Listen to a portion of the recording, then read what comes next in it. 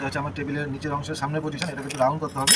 তার জন্য আমরা এই আমাদের যে চাকতি আছে যেটা আমাদের ডায়মন্ড, এর সাহায্যে আমরা করে নিচ্ছি, অসুবিধা হবে না।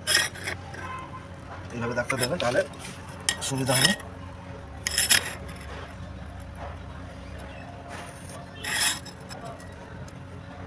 এইভাবে দাগ দিলাম, এই অংশটুকু আমরা কেটে আবার বাদ দিয়ে দেবো।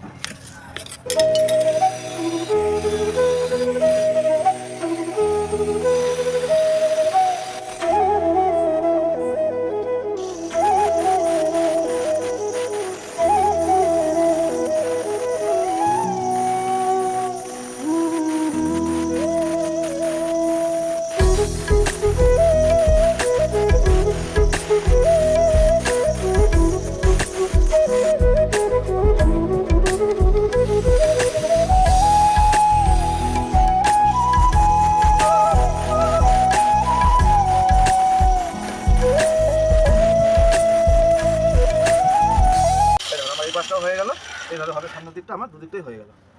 সামনের দিক এটা হচ্ছে পিছনের দিক, নিচের পজিশনটা এটা হয়ে গেল।